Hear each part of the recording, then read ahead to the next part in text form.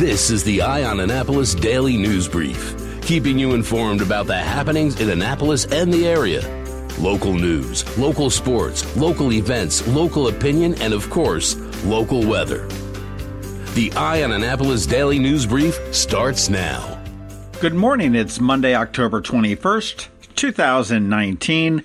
This is John Frenaye, and this is your Eye on Annapolis Daily News Brief. Early on Sunday morning, a vehicle crashed through the Davidsonville Country Market at the intersection of Central Avenue and Maryland 424 in Davidsonville. The initial reports suggest that the vehicle traveled nearly completely through the market and severed the main support beam of the structure, causing considerable damage. The driver of the car has been identified only as a 50-year-old male who was transported by helicopter to an area hospital with what are believed to be life-threatening conditions. Unusual about this incident, other than a car crashing through a building, are that the police approached the car with guns drawn, and we do believe that the car is suspected to have been stolen. We will update the story as we know a little bit more. Back on September 18th, the Anne Arundel County Police responded to Oak Manor Drive and Woodhill Drive in Glen Burnie for the report of an assault. Witnesses said that a man got out of a vehicle and punched another adult male who was walking in the face. The victim fell to the ground, also hitting his head when he fell. The victim was identified as Carl Sugar, a 59-year-old male. He was transported to the hospital for his injuries and 9 days later passed away from those injuries. The autopsy was performed. The cause of death was considered a homicide. And on October 2nd, the police located the suspect and spoke with a Tawand Nathaniel McClary, 25, of the 300 block of Oak Manor Drive in Glen Burnie, and he said that he had gotten into a verbal altercation inside of a convenience store with Mr. Sugar. He also advised that he followed the victim in his vehicle as Sugar walked away from the store, stopped the car, got out, started another verbal altercation, and at that point he did admit to hitting him in the head. He did say that he got in his vehicle and left the area. And on Friday, Anne Arundel County Police did obtain an arrest warrant for Tawand McClary. They were able to quickly locate him and charge him with manslaughter and second-degree assault from that altercation back in September. In somewhat strange news today, a group classified as a church by the IRS named the Satanic Temple is fighting the Naval Academy. According to the Catholic News Agency, the group has requested to hold, quote, satanic religious services at the Naval Academy. And the temple, which says it is a non-theistic, religious, politically active movement, has threatened legal action against the U.S. Naval Academy if midshipmen aren't allowed to hold satanic services on campus, since members of other religions are allowed to hold their own services. Apparently, on October 8th, an internal email was sent to the brigade announcing that satanic services would start this week. Now, according to PIO Commander Alana Garris, she said the email was sent without the review and approval of the Naval Academy's command chaplain, and it did not represent the U.S. Naval Academy's command religious program.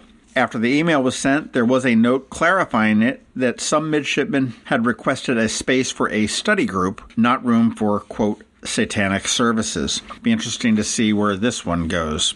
Speaking of the Naval Academy, man, the midshipmen are on a roll, and they just rolled over the University of South Florida on Saturday in a 35-3 victory in front of a crowd of 29,744. It is safe to say that the disappointing season that was 2018 is no longer in the rearview mirror for Coach Ken Niumatalolo. The Mids are now 5-1 and only one win away from another bowl appearance in the postseason. Highlights of the game: the 3 points that the University of Southern Florida scored are the fewest Navy has given up since defeating VMI 41-3 in September of 2012. The defense on Saturday was on point with 5 sacks of the USF quarterback, 3 of them at the hands of linebacker Jacob Springer. All in all, they were able to hold USF to only 267 total yards. In the end, Navy did rush for 434 yards, which was a season high, and threw for a season low of 23 yards. Up next is the Tulane Green Wave. That's next weekend at Navy Marine Corps Memorial Stadium. Tulane is currently at 5-2, coming off of a loss to the team that dealt Navy their only loss this season, Memphis. After that, Navy's away for 2 weeks. They come back home for one game with SMU on the 23rd of November. After that, it's a game against Houston away, potentially an AAC championship game on December 7th, and of course the Army-Navy game on December 14th. Navy is considered the home team, but that will be played in Philadelphia. Currently, Army is 3-4 after coming on strong this season, but having suffered 3 back-to-back losses in the past 3 weeks, so that's something that we want to keep an eye on for sure. OpenTable, the restaurant reservation website, released a list of the 50 best restaurants for a date in America. One of them is here in Maryland. Actually, that one is here in Annapolis. It is, drumroll please, Cooper's Hawk Winery and Restaurant. It was based off of an analysis of 12 million reviews of more than 30,000 restaurants across the country. And while I love Cooper's Hawk when I can get in, and it's a good date night restaurant for sure, but the best in Maryland and one of the top 50 in the U.S., I think we're just going to have to agree to disagree on this.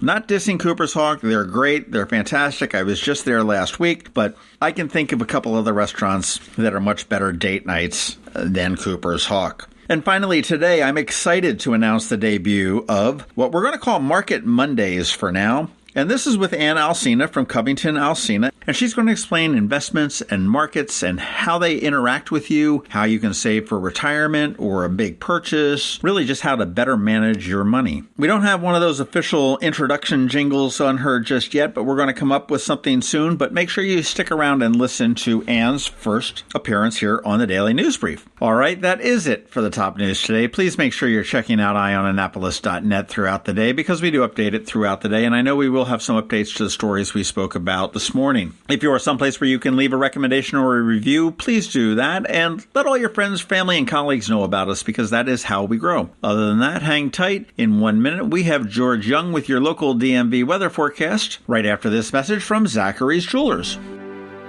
When a ring from the United States Naval Academy comes into Zachary's for a center stone, it always makes us wonder, where's this one going? Where's this one been? A nuclear sub in the North Atlantic, a carrier deck in the South Pacific, the moon? 52 astronauts are Academy graduates, from Iwo Jima to Okinawa, Corregidor to the Coral Sea, Midway to the Persian Gulf, Congress to the White House. These rings go where America goes. 73 that went to war were awarded the Medal of Honor. But wherever they go, wherever they may serve, our admiration goes with them. Zachary's. Online at zacharysjewelers.com. More than a jewelry store, a jeweler.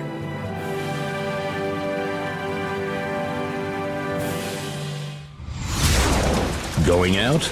You need the most up-to-date local weather. Here's George Young from DMV Weather in Annapolis with today's forecast.